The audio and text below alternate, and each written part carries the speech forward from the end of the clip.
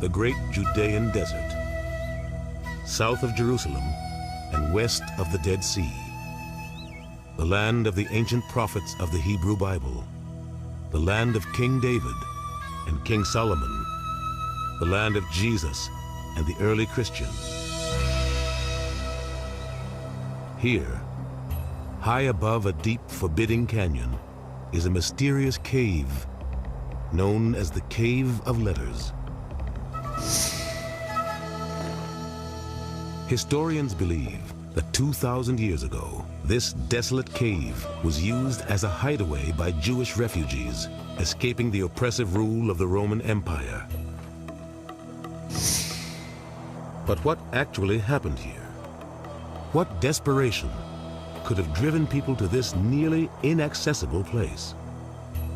What can the ancient letters and objects found here tell us about their plight?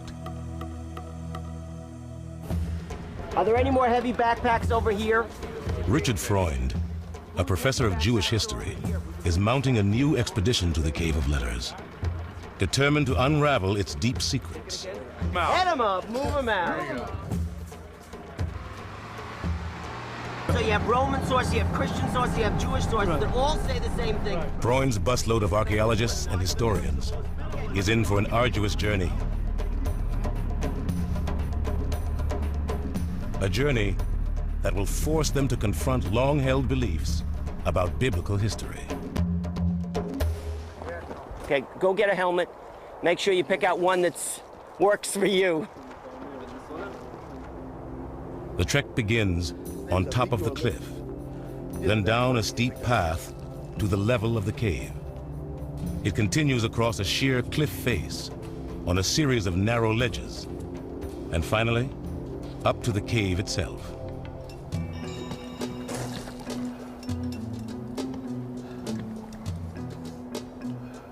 The path wanders precariously 650 feet above the canyon floor. Lawrence Schiffman, a world-renowned scholar of the Dead Sea Scrolls, is determined to complete the climb, although he's admittedly a man more at home in a library than on a cliffside. There's no question, it's not an easy thing for me to be here. You're holding on for dear life, and then when you finally get to the ledges and you climb sideways along these very, very dangerous ledges where you have a 600-foot drop below you, you're just hoping, okay, let's get this over with. One last challenge, a 50-foot climb up to the cave's entrance.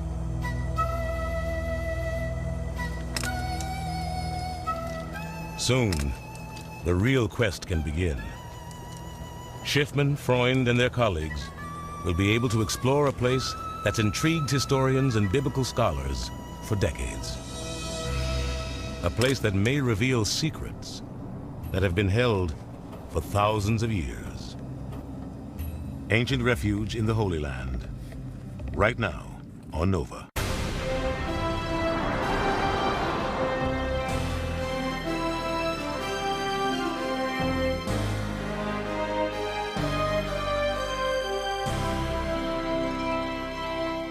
Corporate funding for Nova is provided by Sprint and Microsoft.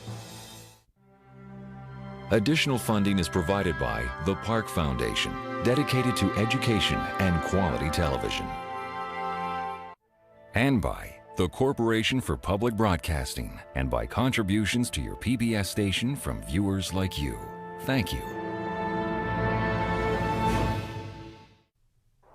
Now a title appears, Ancient Refuge in the Holy Land, narrated by Keith David, written by Gary Hockman and Matthew Collins, produced by Gary Hockman, directed by Kirk Wolffinger.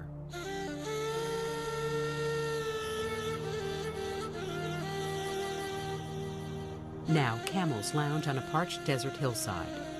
The vast desert of southern Israel is one of the harshest wastelands in the world. For thousands of years, this arid land has witnessed epic struggles, warrior heroes, religious visionaries, and tragic victims of persecution. Heat shimmers in blurry waves. Small holes dot a craggy precipice. The history of the region is told in the hundreds of caves scattered west of the Dead Sea. The famous Dead Sea Scrolls were found in caves like these. Sacred texts written in antiquity and hidden away for safekeeping. Now, a map shows the Mediterranean Sea. Israel, then called Judea, was part of the vast Roman Empire.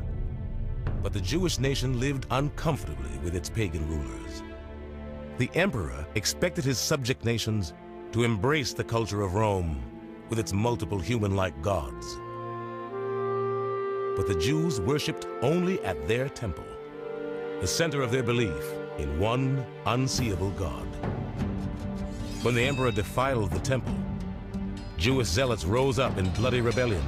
In a recreation, men shake their fists. Rome prevailed, killing hundreds of thousands of Jews. Soldiers grab swords and shields, and orange flames flicker. These timeless caves witnessed it all, and may hold secret treasures deep within. Treasures that offer a window into those turbulent times of messianic fervor, oppression, and revolt. Refugees creep into a cave. Now on a cliff, Freund wears a fringed prayer shawl. Just to stand on this soil is an emotional experience for Richard Freund.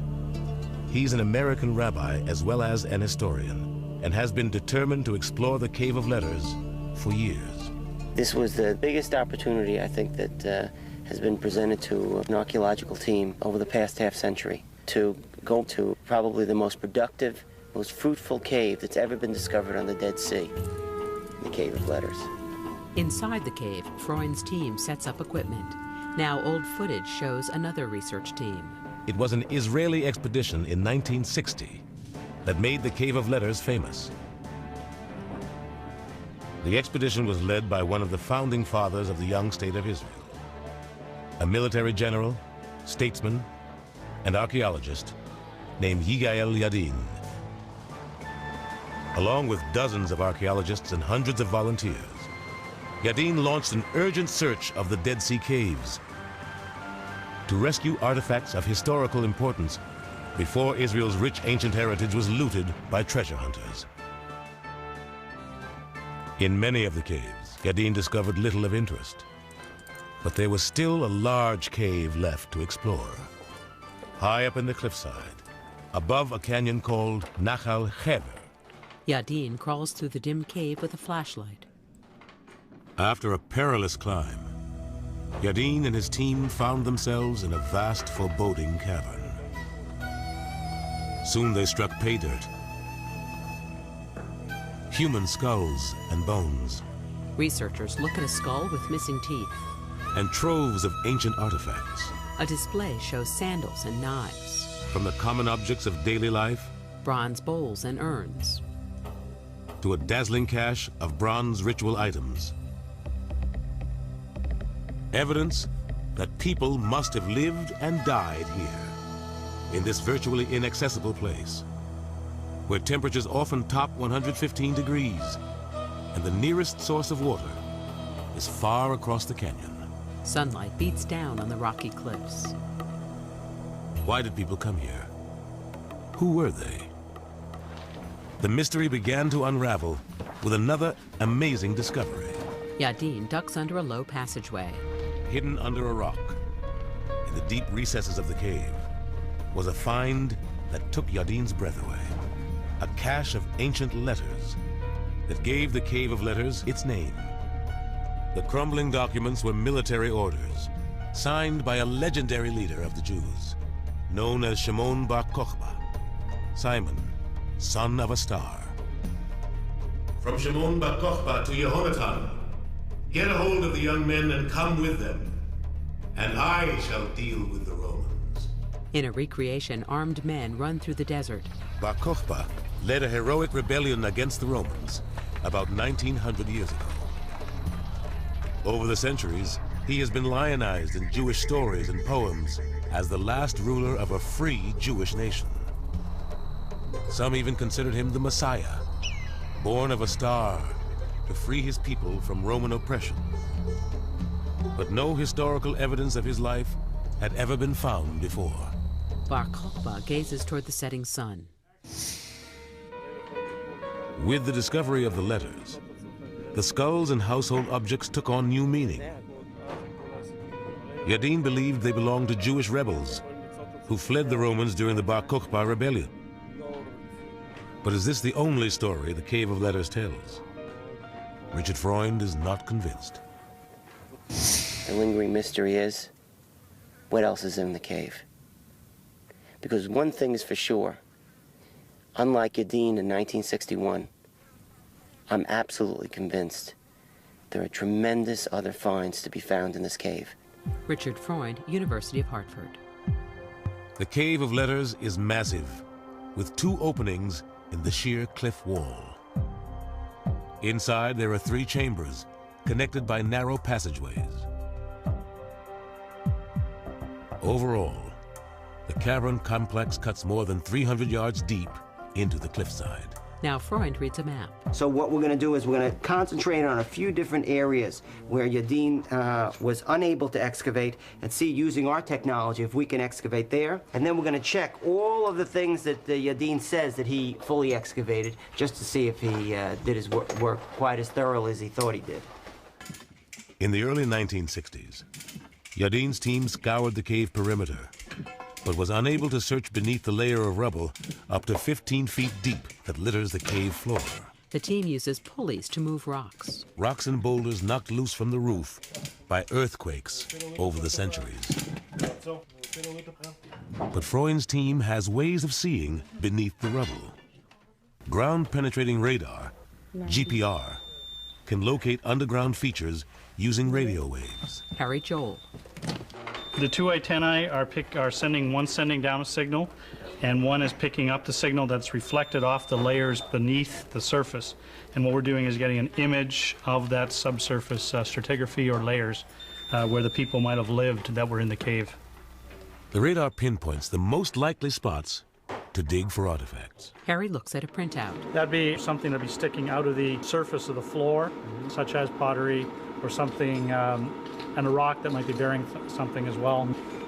Identifying likely places to dig is one thing, but actually seeing under the ground requires another new tool. A device Richard Freund chanced upon back in the U.S. It was during a physical for my own personal health that I was introduced to a new technology, an endoscope, a colonoscope, where they probe the insides of your body. And I asked the doctor at the time, is it possible to use this, I don't know, to search underneath rocks? And he looked at me and he said, I guess so. Freund invited Gordon Moshman, a physician who uses endoscopes, to come and operate it inside the cave. We have to locate this stuff among all the debris of rocks and dirt and bat guano and things. The scope has a lighted tip. A lot is riding on this device. A tiny camera lens at the end of a long, flexible optic fiber. Instead of the human body, he's probing history. And it's tedious, dirty work. The Cave of Letters is nearly as inhospitable now as it was 2,000 years ago. Now, a researcher in a hard hat crawls on his hands and knees through a low rocky passage. This place stinks. It hasn't got any water. It's got salt all over the walls, which dries your skin out and causes... Jack Schroeder, University of Nebraska. It's a bad place to live. It's the only place you'd like to live if you were running from the Romans or somebody else that was out to get you. Researchers dust off a small pile of rubble with a wide paintbrush. New evidence that people once lived in this wretched place is turning up daily. A man holds a bit of paper with tweezers. It's a piece of papyrus, not marked. It's like a corner of a page. I think you can see the square bottom. Yeah. We've got a rope sticking out of the ground here. I think it's attached to something. Yeah. See if it runs towards the hole. Why don't you do that? I've got fabric over here like crazy. As a man brushes around the rope, others crawl through the low passage. We're sitting here in the AB passageway, which is the crawlway we go through every day as we enter the cave, go back to B and C halls where we're doing. Carl Savage, Drew University. What happens is as you walk through, you're brushing the dirt down all the time, and someone found this comb halfway under this rock. A simple wooden comb yields an important insight. And here again, it's just evidence of people were living here. They didn't just hide out here. They were here for a longer time. Obviously, if you're going to keep your appearance up while you're in here, unlike us. Now, Savage enters a larger room where men excavate. He hands a flat leather artifact to Freund. Look at that. It's a child's left sandal. And it's very rare to find the children's wear because, unfortunately, the children didn't always live to be older.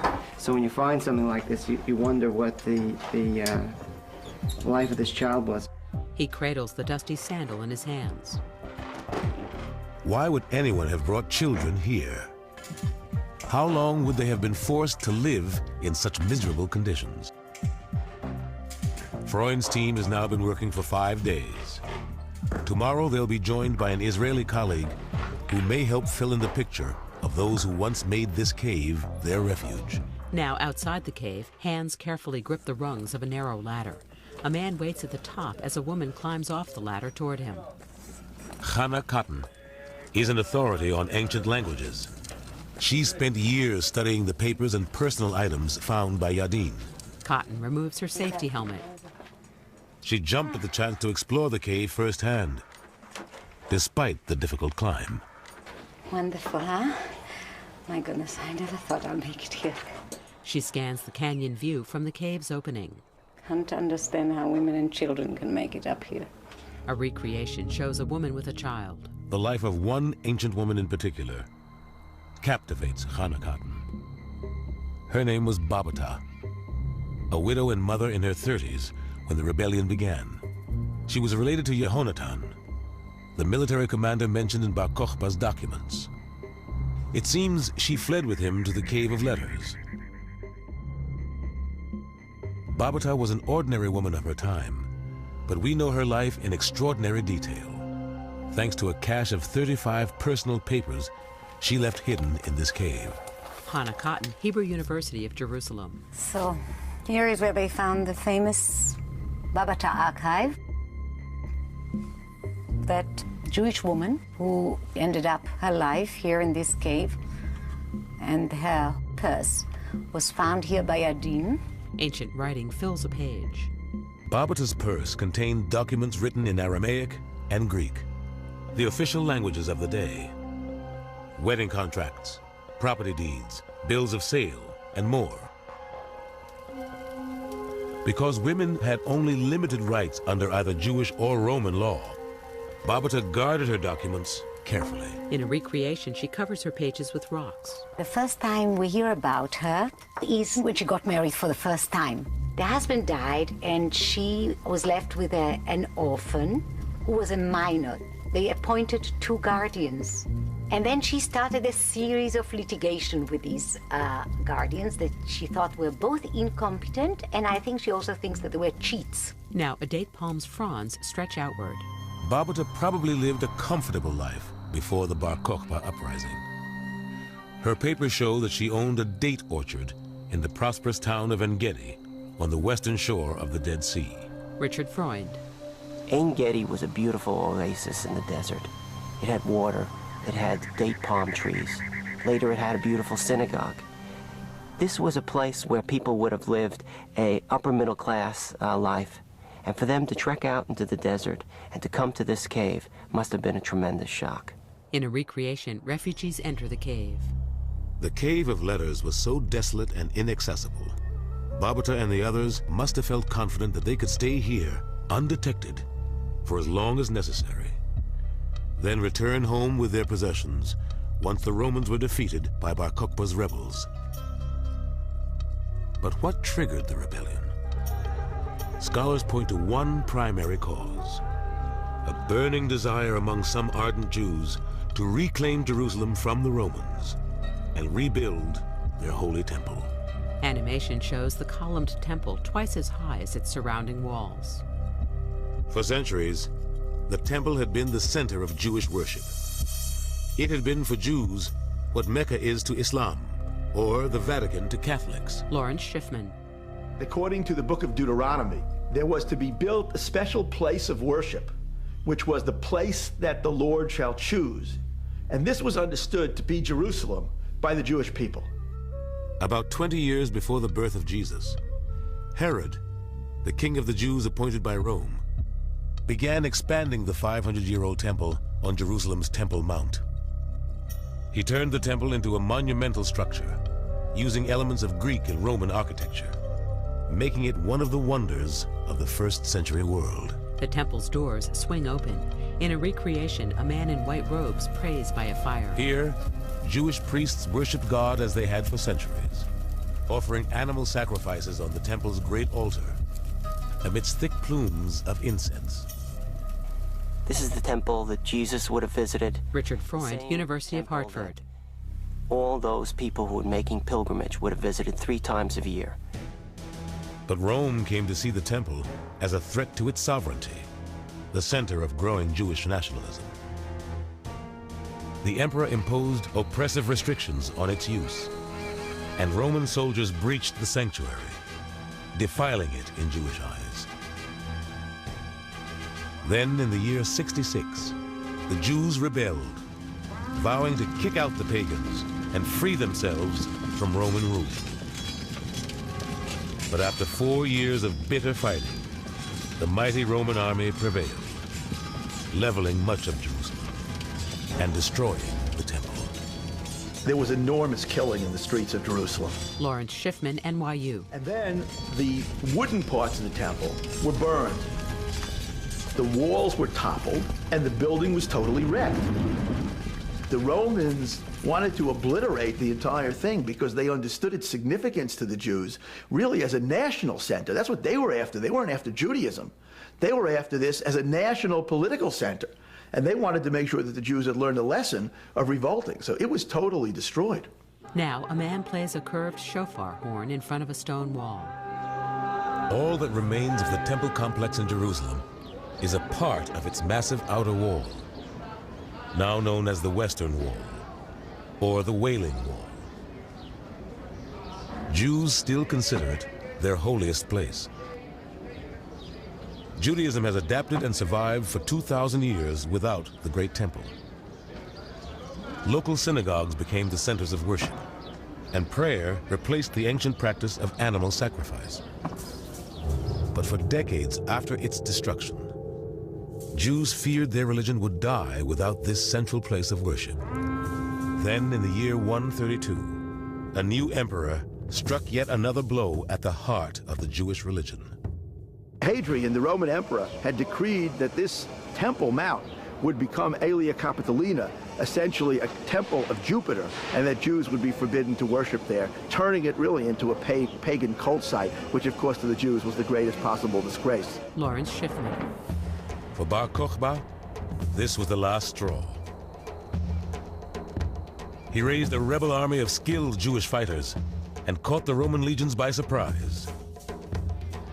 For nearly 3 years, the rebels held the upper hand and re-established Israel as an independent Jewish nation, with Bar Kokhba as its leader. In the cave, the researchers move aside rocks and use the scope to illuminate the ground. That's cool. Freund's team finds direct evidence of Bar Kokhba's early triumphs. We found 1 Bar Kokhba coin in the A-B passage. It's only the 8th coin altogether found in this cave. Bar Kokhba made his coins by overstamping the Roman emperor's coinage with temple imagery and the inscription, "For the freedom of Jerusalem." It was a bold act of defiance. Yadin had found similar coins and declared them proof of Bar Kokhba's heroic status. But new studies of Bar Kokhba's letters paint a different picture. My first impression when I started to read the letters of Bar Kokhba was that he was had much less stature than the legend ever had, and that he was not a nice guy. Baruch Lavin. He's constantly threatening everybody. I will punish you. I will exact punishment from you. He was barking out orders right and left. To Yehonatan, you too will be punished. In comfort you sit, eat, and drink from the property of the houses of Israel, and care nothing for your brothers. Hebrew writing fills an old torn page. Bar Kokhba wrote several threatening letters to Yehonatan, the leader from En-Gedi, whom Barbuta and the others followed into the cave. Had Yehonatan fallen out of favor, Were the Jews in the cave actually hiding from Bar Kokhba as he became desperate and wrathful, fearing the tide of the war was turning against him? Lawrence Schiffman. Apparently, there were a lot of Jews who must have been getting arrested by Bar Kokhba and his army at this time. And I think we have to remember as we read these letters that not the entire Jewish people supported the Bar Kokhba revolt. There were many who thought that peace with the Romans would be a better course of action. Dense, tight script covers a yellowed parchment sheet. Barbata's documents, for instance, reveal no signs of tension between Jews and their Roman overlords. Hannah Cotton. Had I only read these documents, I would have said these were the last people to revolt against the Romans. Baruch Lavin. Jews and others were getting along quite well. They were not ghettoized people. They were people who did business. And there was some sudden shockwave that descended on the area. In a recreation, a man brandishes a sword. The shockwave might have been Bar Kokhba's rebellion itself. Opinions differ as to how many people joined Bar Kokhba or how popular he was within Judea. But most historians do agree on one thing. The Roman response was massive and brutal. In a recreation, the Roman infantry marches forward, bearing shields, spears, and swords. Bronze and silver badges adorn their chest armor. Hadrian called in 12 divisions from as far away as Britain in order to put down the rebellion for once and for all. Richard Freund. They were going to use this small Jewish nation as an example to the entire empire. And that's what they did. Nearly 600,000 people were killed in the revolt. Over 900 villages were destroyed. The scope is so great that it's only eclipsed in our own times with the Holocaust. Smoke wafts over a bust of Hadrian. Hadrian's wrath knew no bounds.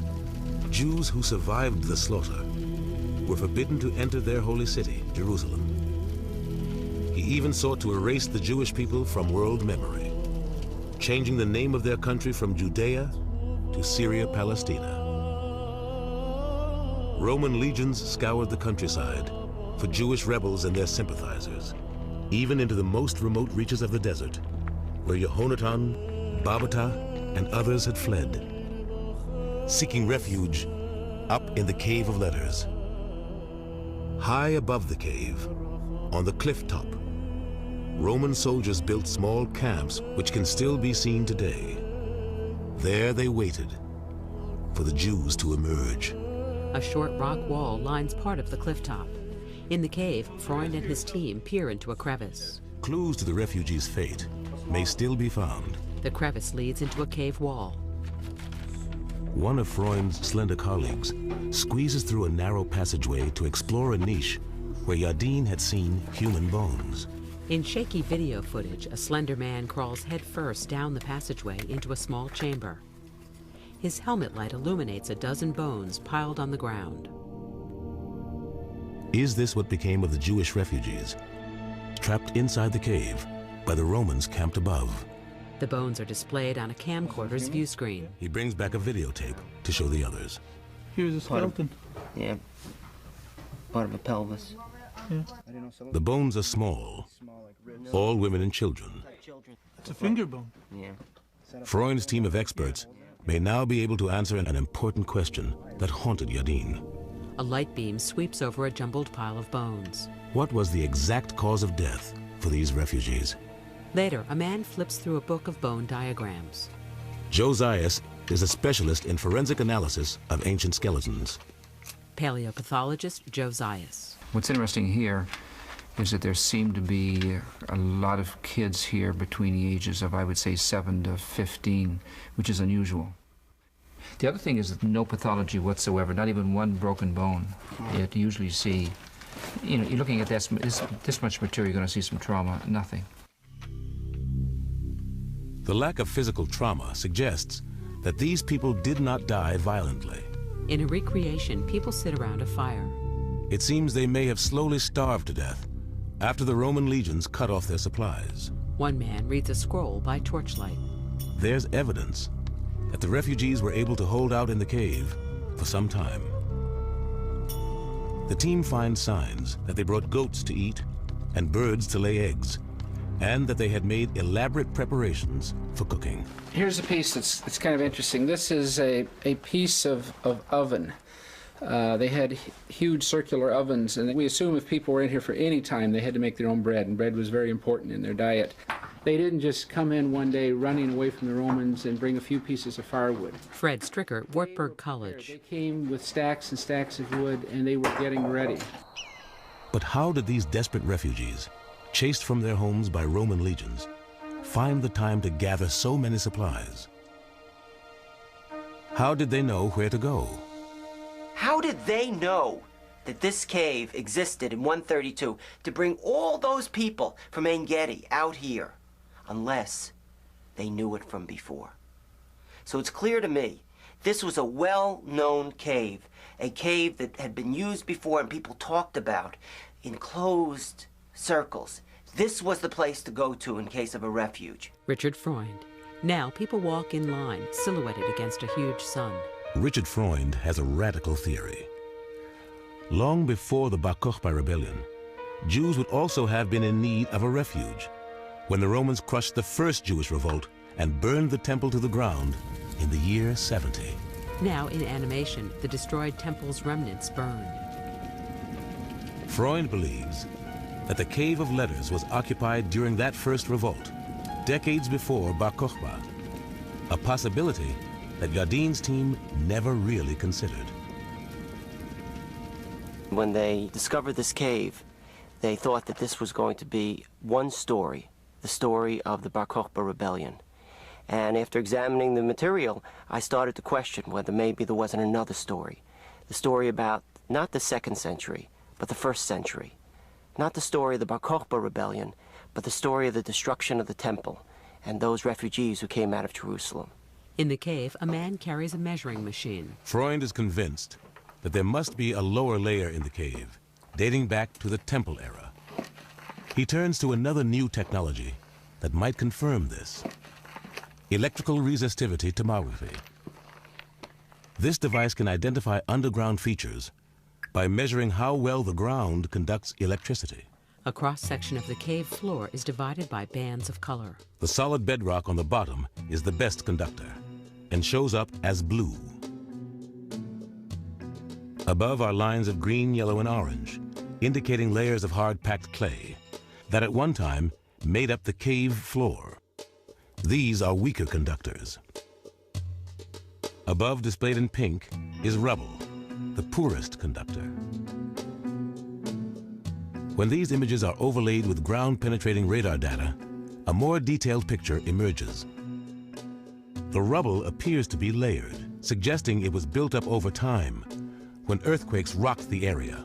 Jagged lines overlap in the rubble layer. Freund believes the layers represent different periods of occupation.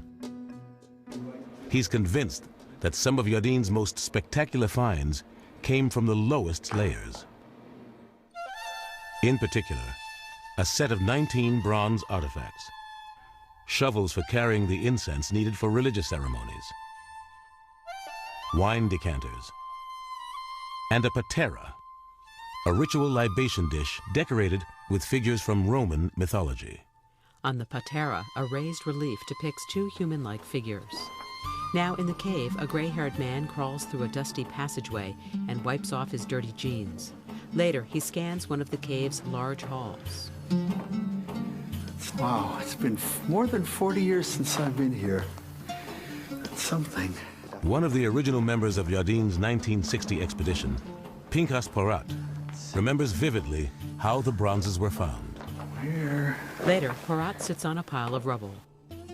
The metal detector gave the signal that there was a large amount of metal. He gave a very strong signal.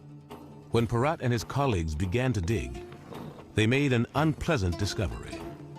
It was a toilet. This was where their toilets were. And what we were finding was the dried up remnants of people going to the toilet. And we didn't know why a metal detector would be going off in the toilet. And we dug and dug and dug and dug. We were just ready to give up. And suddenly we found a piece of rope. And we followed the rope down. We kept uncovering the area. And the rope was attached to the handles of a closed basket.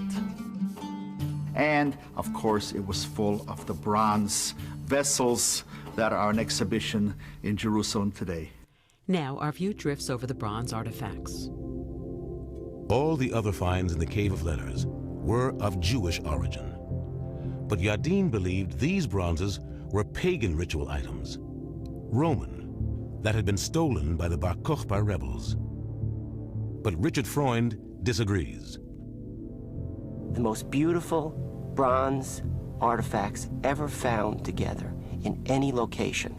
And the fact that it was buried inside of a cave in the Judean desert leads me to believe that there's something more going on here. Why were they buried?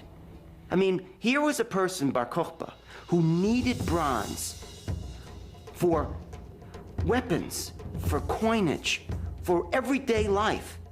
And here, if they were pagan objects, would he have buried them? He would have melted them down. A glowing sun hangs over the desert. Near a cave entrance, a man sweeps a metal detector over the ground. He crouches down and digs with his bare hand. As the dig winds down, the team makes one last search with a metal detector. Another coin, but this one is different. This is a First Revolt coin that was minted in '68, before the destruction of Jerusalem. This is the first clear piece of evidence that we have of some type of first century appearance here in the cave. It's the most important find that we found so far. This is the smoking gun. Freund holds the rough dime-sized coin. This coin convinces Freund that the cave was indeed occupied in the year 70, following the destruction of the temple in Jerusalem, and that the 19 bronzes are not Roman at all. He believes they are Jewish ritual objects. In a recreation, a man in a white robe carries a candle through a dark cave. Rescued from the temple just before it was destroyed and hidden away in the Cave of Letters. No artifacts from that temple in Jerusalem have ever been found. And to be able to rediscover those artifacts that were used in that service would be a remarkable event. In animation, our view sweeps up the temple's columned facade. It's long been believed that everything from the great temple was destroyed or carted away by Roman soldiers, as depicted on the Arch of Titus, the triumphant structure erected by the emperor to celebrate Rome's victory over the Jews. But some scholars believe that Jewish priests were able to hide precious ritual objects before the catastrophe.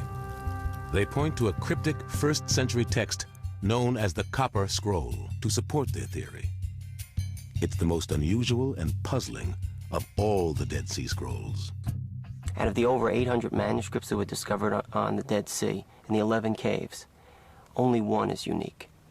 All the rest are on papyrus and parchment. This one scroll is on copper, and it's a list. It's not a theological text, it's not the Bible. It's a list of the 64 locations where the artifacts from the temple in Jerusalem were buried, and it's probably the most unique, the most important, and the least understood. Al Walters, Redeemer University College. If we want to imagine how the Copper Scroll came into being, the thing that we should think of is probably a high-ranking priest sitting there thinking, how can I prevent this treasure from falling into the hands of the Romans? And then devising the plan to find various kinds of hiding places in outskirts of Jerusalem and in the Judean desert, and squirreling away these treasures. In a recreation, a man puts a bronze bowl in a sack. What he would have done after he had identified the hiding places is personally to put on a piece of parchment the list of 64 hiding places and what is hidden there. Then he would have hired a metal worker and asked him to copy it on a sheet of copper. This scroll of copper was hidden in a cave like this near the Dead Sea village of Qumran, where it lay undiscovered for nearly 2,000 years. The copper was coated with clay and could not be unrolled. Only by carefully slicing the scroll into thin strips could the ancient writing be deciphered.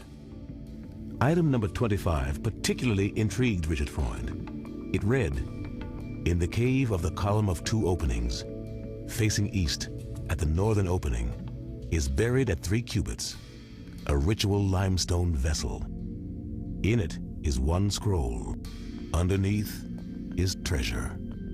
The Cave of Letters may be one of those 64 locations mentioned in the Copper Scroll. It says, in a double entranced cave, which is called the Cave of the Column. This is a double entrance cave, and from the outside, it looks like it's a column. Richard Freund, University of Hartford. On the northern entrance, this is the northern entrance. 3 cubits down, you're going to find these metal objects. In addition, it says that above them, you're going to find a limestone vessel, and next to that, you're going to find a scroll. Yadin's expedition had found the bronze artifacts near this northern entrance. Now, Freund wants to measure how deep the bronzes were buried. Is it the same depth as described in the Copper Scroll? If I'm right, and these are the bronze artifacts from the Copper Scroll, then they should be approximately 4.5 feet down. Yeah, 1.5 meters. So let's see if it's 1.5 meters or not. Freund and his team measure a hole.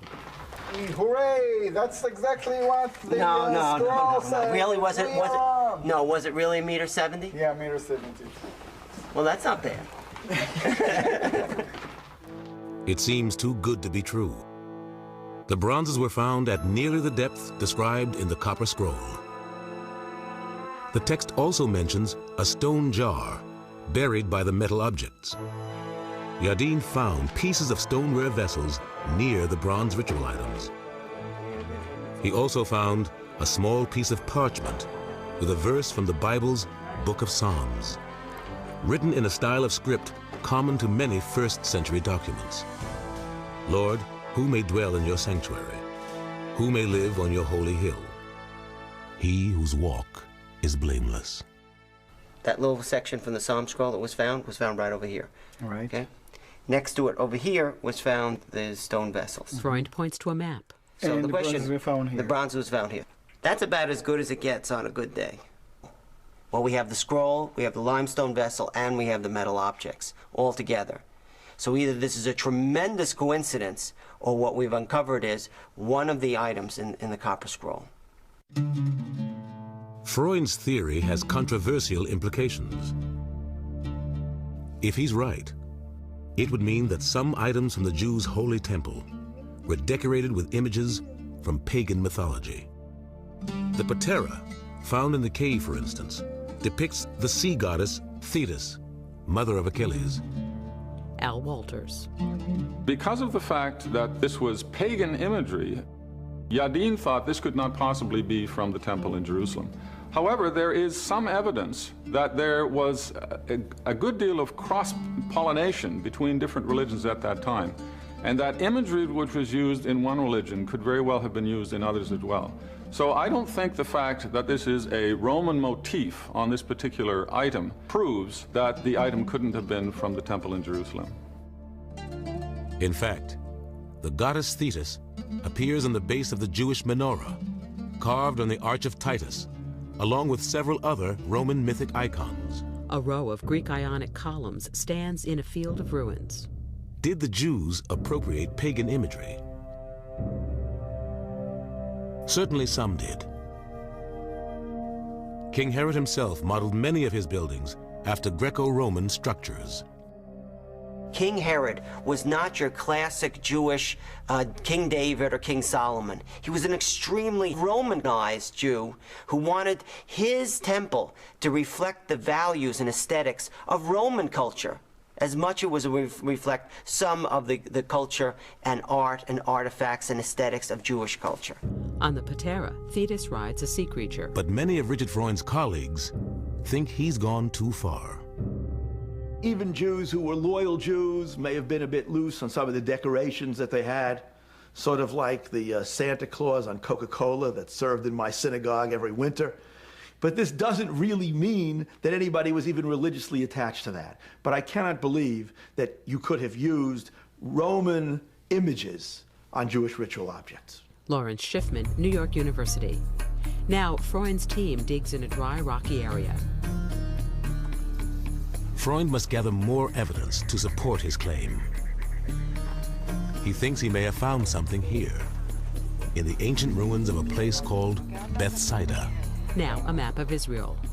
Bethsaida was best known as the place where Jesus was said to have walked on water and fed the multitudes. It was an important Jewish town on the shores of the Sea of Galilee. We found this incense shovel in a temple at Bethsaida, and a similar shovel, one that looks like it could be a sister to this, was found in the Cave of Letters in 1960. Freund cradles a small metal shovel. The best way to know if this incense shovel matches the one found by Yadin is to examine them side by side. So Freund heads to Jerusalem. Freund drives down a city street past palm trees and an ancient stone building. Jerusalem's been the center of Jewish civilization for 3,000 years. 26 times destroyed, rebuilt, and here we are in Jerusalem doing research on the Cave of Letters and its connection to Jerusalem. And again, Jerusalem is in conflict. Freund approaches a roadside checkpoint guarded by a soldier with an assault rifle. Things change and things stay exactly the same. Now, Freund walks by a dome-shaped structure. The 19 bronze items from the Cave of Letters were on display here at the Israel Museum's Shrine of the Book. The curator, Adolfo Reutmann, carefully lifts out the incense shovel that was discovered by Yadin, so Freund can compare it to the one from Bethsaida. This is the incense shovel of Bethsaida from the 1st century. It looks exactly like the incense shovel from the Cave of Letters. So I think it's pretty clear. This incense shovel is not from the 2nd century, but from the 1st century. And from a Jewish site. Bethsaida was a Jewish site. So I think the Jews were using incense shovels like this. What do you think? Maybe you were right. Some scholars are intrigued by Freund's ideas, but others are not convinced that the Cave of Letters incense shovel came from the temple and not from an ordinary household. Lawrence Schiffman. The problem is that incense shovels were also used in people's houses to dispel odors. They were used for cleaning clothes, as we actually know from the Dead Sea Scrolls. It was a kind of dry cleaning that you could cause your clothing to smell good again after coming out of winter storage or something. And so the problem is that this is sort of like asking whether a screwdriver used in a synagogue or church would be any different from a screwdriver used outside, and it certainly would not be. Now, Freund meets with Schiffman and several other colleagues. What's interesting is it doesn't even fit. There's nothing there instead of nice prototypes. And you find there exactly. The dig is done for now, but the debate over what has been learned is just beginning. I think there's tens of thousands of this. No, so my idea is... This is one of the most... Freund's theory that the cave was used as a refuge after the destruction of the temple in the 1st century, as well as later during the Bar Kokhba revolt, is based on many small pieces of evidence. And his colleagues aren't buying it. You have to prove the point. Not that I know. It's not that I have to point. If you want to say that in the Cave of Letters there was somebody before 135, right. You have to find evidence of things that must be before 135. Right. There's no evidence yet that the cave was used twice. The cave is so remote. To enter it, it's so difficult that in order to convince me that the cave was used twice, you need to have evidence which are significant from the Second Temple period that will make sense that Jews have fled there twice. Conan Eschul. Convincing evidence could come from the bronzes themselves, if their age can be determined using the latest carbon dating techniques. The metal itself can't be dated, but the rope can. What we're trying to do is solve this mystery, whether these bronzes were in fact placed there in the 1st century or they were placed there in the 2nd century. And this rope is a key to solving that mystery. We can carbon-14 date it, and then we'll know that this rope, together with the bronzes, were placed there in the 1st century. Elisabetta Boretto, Weizmann Institute of Science. We are going to take a very small amount of samples, and we are going to burn the sample in order to recover the carbon in the form of CO2. The test measures the amount of radioactive carbon present in the sample, an amount that decays steadily over time at a known rate. The technique cannot pinpoint a precise year, but it gives a probable range of dates for the material. A bar extends through a timeline. The rope comes from sometime between the years 70 and 260. Hardly conclusive results. It could be, as Freund believes, from the time of the first revolt when the temple was destroyed.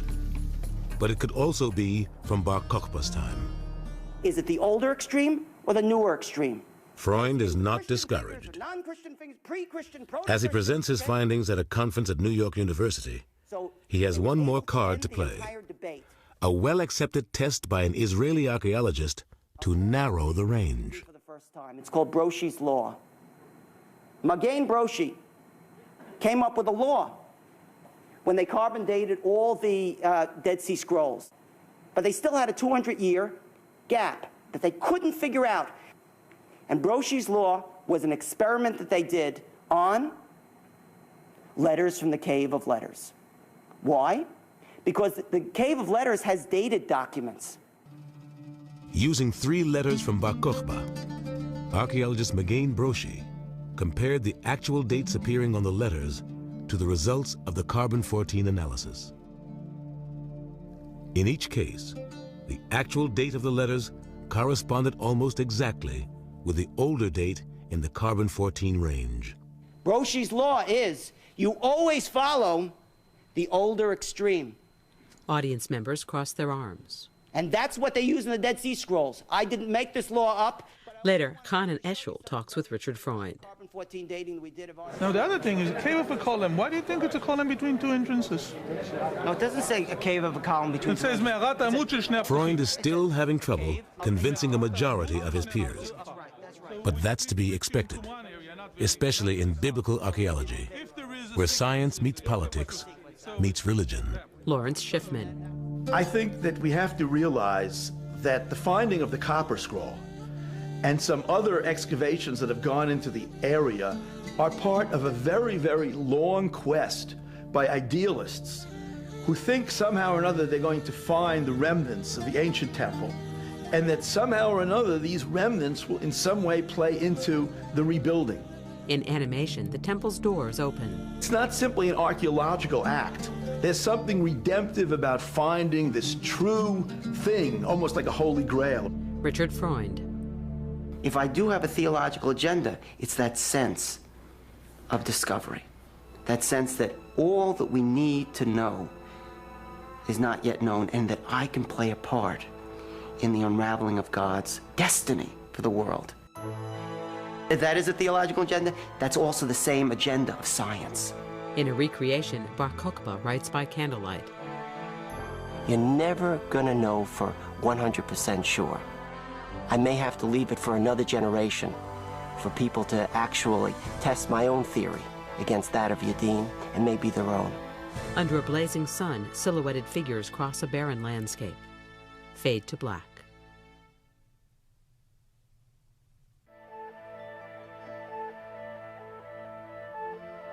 On NOVA's website, explore the Cave of Letters yourself. Hear from a man who helped discover the bronze cache. Scroll through a 2,000-year-old document and more. Find it on pbs.org. This program has been described by the Media Access Group at WGBH, described by Laura Paler and Melissa Carlson, read by Margot Stage. For more about description, call DBS at 1-800-333-1203 or visit our website, access.wgbh.org. To order this show or any other NOVA program for $19.95 plus shipping and handling, call WGBH Boston Video at 1-800-255-9424. Credits: Senior Executive Producer Paula S. Apsel, in memory of Pinas Porat. A NOVA production by Nebraska Educational Telecommunications in association with Lark International. Copyright 2004, WGBH. NOVA is a production of WGBH Boston. Corporate funding for NOVA is provided by Sprint and Microsoft. Additional funding is provided by the Park Foundation, dedicated to education and quality television. And by the Corporation for Public Broadcasting, and by contributions to your PBS station from viewers like you. Thank you.